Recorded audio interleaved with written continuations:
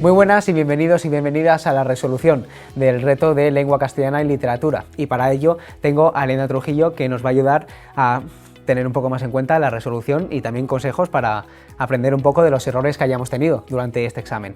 Sí, hola, buenas tardes.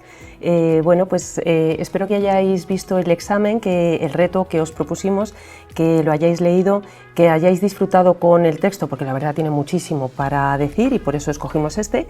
Y cuando queráis empezamos. Pues ahora mismo, sí, hablando un poco de lo que es el bloque y... Vale, en la pantalla ahora mismo tenéis el comentario de texto. Ya os expliqué en la sesión anterior que es un texto íntegro, es un texto periodístico. Si lo habéis leído a simple vista ya habéis deducido que se trata de una columna, no puede ser de otra manera. ¿Por qué sabemos esto? Primero, porque está escrita por Manuel Vicent. Bueno, primero porque veis que es muy cortita y que es un único párrafo. Esto ya es indicativo. Segundo, porque está escrita por Manuel Vicent, escritor magnífico y maravilloso de lengua española y colaborador habitual del País. Y tercero, porque si os dais cuenta se toma ciertas licencias, si lo habéis leído y lo habéis entendido, bueno, pues es bastante irónico y utiliza palabras y expresiones que no esperaríamos encontrar en un texto periodístico, como puede ser la última frase del escrito, que no la voy a leer. Claro, lógicamente. ¿Vale? Entonces, nada, pasamos a las respuestas. Mirad, antes de empezar, tenéis el texto resuelto, tenéis todas las preguntas redactadas, a pesar de que normalmente en todos los manuales de preparación para la PAU suelen dejar algunas preguntas sin redactar, como puede ser el tema de literatura o como puede ser el tema de la reseña, porque son preguntas muy personales, pero bueno, nosotros desde aquí nos hemos lanzado a la piscina y hemos preferido ayudaros un poquito más. ¿Cómo tiene que ser?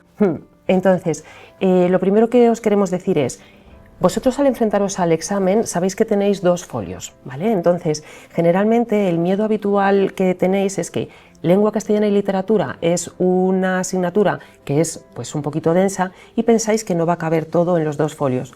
Hay una manera muy clara de organizar el examen para que vayáis un poquito más seguros. Seguro que os la han dicho vuestros profesores, yo voy a insistir por si acaso.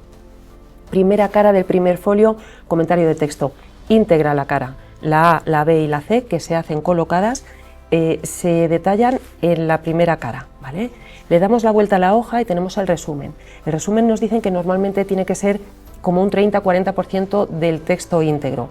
En este caso, 3 líneas, 4 líneas máximo en cualquier examen, ¿vale? de PAU. El resumen. Y a continuación tenéis el texto argumentativo, que como os dije en la sesión anterior, si lo hacéis con la estructura 4×4, 4 párrafos de 4 líneas cada uno, tenéis 16 líneas y entonces, bueno, pues podéis ocupar las 2 caras del primer folio con estas 3 preguntas, que son los 5 puntos, por favor. Organización, claridad a la hora de redactar, a la hora de expresar todas las ideas que tengáis, por favor, corrección ortográfica, caligráfica, etc. Pasamos a la segunda hoja y tenemos el apartado de la reflexión gramatical. Aquí tenemos sintaxis. Sintaxis vais a ver, bueno, pues que es que a lo mejor os puede ocupar como unas 4 líneas o así, más o menos, ¿no? el espacio de las cajas. Ahora os digo una forma muy clara de hacer el análisis sintáctico. Sintaxis, y luego podéis tener o semántica, relaciones semánticas, o morfología, análisis morfológico, que también más o menos son como unas 4 líneas, ¿vale? A continuación, esto en la misma cara del examen, os queda como medio folio libre. En ese medio folio yo metería la reseña literaria, el análisis de la obra que hayáis leído. ¿Por qué? Porque luego en la última cara la dedicaría solo y exclusivamente al tema de literatura, punto y medio. Pensad que al final es una manera bastante clara de organizar un poco en las hojas y así vais un poquito más tranquilos. Luego, en cuanto a lo que es la corrección de cada uno de los puntos, vamos a hablar, si quieres, un poco de qué hemos puesto en lo que es el texto, el tipo de texto. Sí, mirad, empezamos por el primero, que lo tenéis en pantalla. Tenéis el comentario de texto con el tema. El tema siempre tiene que ser un sintagma nominal, ¿vale? Tiene que ser una línea, máximo 2 líneas, pero que sea un sintagma, no metáis una oración ahí.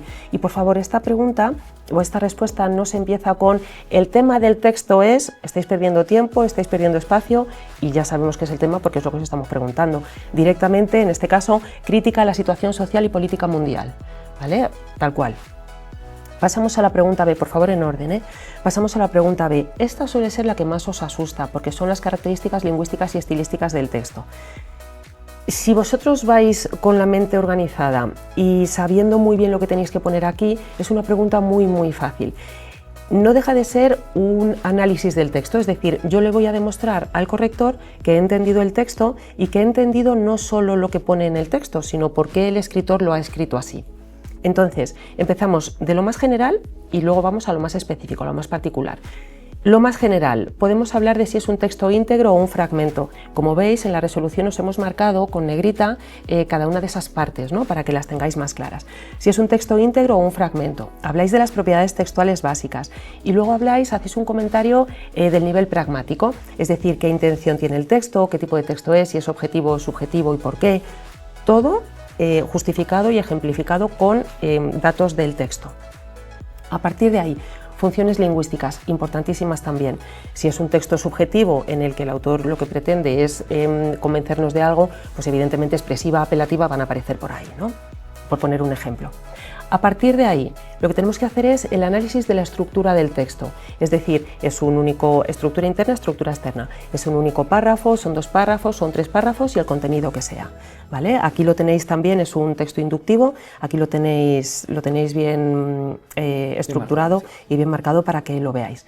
Y a partir de ahí, análisis lingüístico por niveles, desde el fónico al morfosintáctico y luego ya el léxico-semántico. Entonces, si vosotros tenéis claros esos niveles, pues directamente empecéis con el fónico, morfosintáctico, léxico-semántico y ya, porque luego ya viene el estilístico. Para terminar el comentario, fundamental, el análisis estilístico del texto. En este caso nos ha salido un poquito largo porque tiene muchísimos recursos que comentar, pero bueno, hemos cogido 3 o 4 porque pues, el espacio es el que es. Y por favor, en el momento que terminamos esta pregunta, la cerramos. Es decir, cuando estamos hablando, por ejemplo, de los recursos estilísticos, Manuel Vicent utiliza todos estos recursos con una clara voluntad de estilo. Y ahí le damos el cierre a la pregunta para que no quede un cierre un poco abrupto que parece un poco incompleto. Y luego ya pasamos a la 1C. Este año la 1C vale 0,5, el año pasado eran 0,25 porque se pide un poquito más de información. Es fundamental, es una localización del texto. Es fundamental que digamos si es un texto íntegro o un fragmento, la variedad discursiva, la tipología textual y luego ya el autor, el título del texto, dónde está publicado y cuándo. Como veis, 3 líneas nos ha ocupado, ¿vale? Que tampoco es más, pero bueno, que lo tengáis en cuenta todo porque a la hora de puntuar los correctores de PAU quitan de 0,25 en 0,25. Esta pregunta, por ejemplo, este apartado vale 0,5, si os olvidáis de algún dato os quitan ya 0,25, entonces tened cuidado con eso, ¿vale? Esto en cuanto a comentario de texto. Esto en cuanto a comentario de texto y recordar, sobre todo, por muchas veces que queráis escribir mucho más, no significa mejor. Hay muchos ejercicios que con 3 líneas basta. Es decir, no escribáis información de más porque creáis que va a quedar mejor. Escribir lo que se os pregunta sin añadir información adicional que muchas veces es que no es necesaria. No, para nada. Y de hecho muchas veces lo que os pasa es que como sabéis que os van a calificar, tendéis a utilizar un vocabulario que no conocéis o unas estructuras sintácticas un poco complejas y al final os perdéis y perdéis la concordancia. Cuanto más claro mejor y cuanto más estructurado todo mejor. No por tener toda la información la pregunta se va a valorar más. Es preferible una pregunta que esté bien redactada y que a lo mejor tenga alguna carencia que no una pregunta que tenga absolutamente todo el contenido y que esté muy mal redactada. ¿Vale? Y ahora en cuanto al segundo bloque. Sí, pasamos al resumen. El resumen ya veis en la resolución, son 3 líneas, es una columna, tampoco se puede hacer mucho más. Y el texto argumentativo, si os dais cuenta, era lo que os decíamos antes, 4 párrafos de 4 líneas cada uno, con lo cual 4 por 4. Si veis, por ejemplo, en la conclusión, que son 3 líneas, no hay ningún problema, ¿vale? O sea, el segundo párrafo, por ejemplo, han sido 5, bueno, pero es más o menos para que lo penséis acorde al espacio que vais a tener en el examen, ¿vale? Pasamos al segundo bloque y en el segundo bloque tenemos el análisis sintáctico. Mirad, hay una forma de analizar sintácticamente que es el análisis por cajas. Esta forma nos la enseñó en un curso que hicimos el profesorado de mi centro educativo, que lo hicimos hace mucho, pero que nos la enseñó Fernando Carratalá, que era el coordinador de toda la EBAU, ¿no? Entonces, es un análisis que queda muy claro en el momento que os enseñan a hacerlo así. Tenéis que pensar que el análisis sintáctico es un análisis por niveles. Entonces, el nivel fundamental es el de sujeto y predicado, esa es la estructura general de la oración. Y luego, a partir de ahí, sus núcleos y sus complementos. Si os dais cuenta, aquí está hecho en forma de tabla porque es que queda muy claro visualmente y porque al ser un análisis por niveles, los núcleos quedan al lado de sus complementos y no los núcleos debajo de la palabra y el complemento aquí abajo. Por favor, echadle un vistazo. Si tenéis cualquier duda, como os ha dicho antes Marcos, podéis compartirla con nosotros, nos lo podéis enviar, que nosotros os vamos a responder lo que haga falta. En efecto, y la sintaxis, recordad, no os asustéis, que al final siempre vais con mucho miedo a lo que es el análisis sintáctico, y si ese día no da la casualidad de que se os dé mejor o no vais lo suficientemente preparados para ello, recordad, es un punto y medio, es decir, tenéis muchos puntos más que rascar. Al final, el comentario, todo el comentario de texto son 5 puntos, la educación literaria 2,5 puntos, tenéis todavía muchísimos puntos en el que podéis sacar bastante nota. Sí, desde luego. De verdad, no os bloqueéis con sintaxis, id tranquilos. Si veis que no vais bien preparados con este apartado, directamente dejadlo para el final y haced el resto del examen, que seguro que lo lleváis muy bien preparado, y no hay que tenerle miedo. Y seguro que si la leéis despacito y un par de veces, la vais a sacar. Yo lo primero que hago siempre al analizar una oración es localizar los verbos y a partir de ahí intentar sacar la estructura básica de la oración. Y de verdad que es muchísimo más sencillo así. Ya en cuanto al siguiente bloque, sí, ¿qué nos podemos encontrar? Sí, bueno, o relaciones semánticas o análisis morfológico. Aquí están los dos resueltos, ¿vale? Veis que hemos resuelto todas las opciones por si acaso habéis elegido una o habéis elegido la otra. Entonces, en relaciones semánticas, bueno, pues sinonimia, muy fácil. ¿Hace falta definir sinonimia? Sí, define el concepto de sinonimia. ¿Hace falta poner los tipos de sinonimia que existen? Pues casi mejor que sí. Si lo sabéis, ponedlos. Si no lo sabéis, no los pongáis, pero pues yo creo que se puntúa bastante más sabiéndolo, o sea, añadiéndolos, ¿vale? Y luego, los sinónimos que hayamos elegido, bueno, pues los ponemos siempre acorde al significado que tiene la palabra en el texto, por favor, que no se os olvide. El análisis morfológico de la palabra. A mí algunos alumnos me preguntan, ¿este análisis morfológico fortaleza? ¿Podemos poner una línea fort, al, eza y poner lexema, sufijo?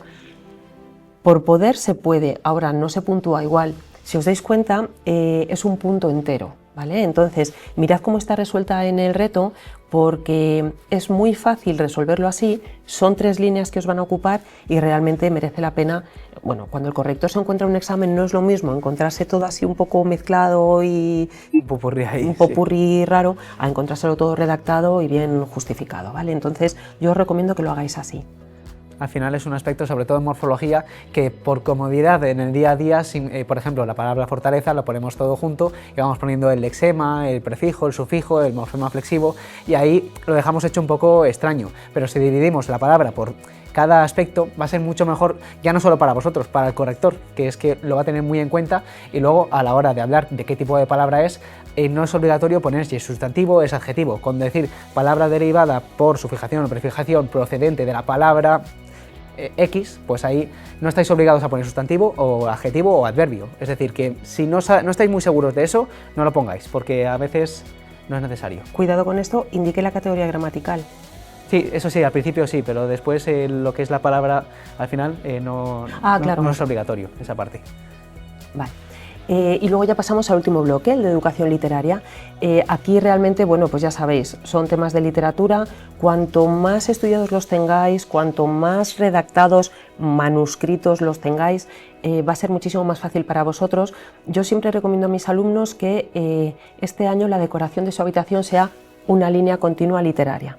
Y entonces les digo, mirad, empezamos con realismo y naturalismo este año y terminamos con literatura hispanoamericana. Entonces vamos poniendo una línea en la que nos pongamos en los años del movimiento literario, 3 autores fundamentales y 2 características principales. Y cuando os vayáis a dormir, cuando ya dejéis el móvil y estas cosas, lo apartáis un poquito, si queréis ponéoslo en el techo y lo miráis. De verdad que se fija. El truco de los profes cuando sois un poco más pequeños y estáis en primaria, o estáis en secundaria o incluso en bachillerato, de poner los póster por las paredes, los murales que hacéis, en realidad es para que cuando os aburráis, la mente y la vista se vaya a ese mural. Pues haced lo mismo en vuestra habitación con la línea del tiempo literaria. Os lo recomiendo encarecidamente. Y luego, si queréis, la noche de San Juan, todo fuera. ¿Vale? Entonces, bueno, pues tenéis aquí los dos temas de literatura, están, bueno, pues tal y como se los doy yo a mis alumnos, están resumidos al máximo. Seguro que vosotros podéis resumirlos un poquito más, pero bueno, aquí tenéis los dos que hemos elegido para este reto, que son la lírica y el teatro posterior a 1936 y la novela española del 39 al 75, que es un tema que gusta mucho. Un clásico ya. Sí. Y para terminar, las reseñas literarias, ¿no?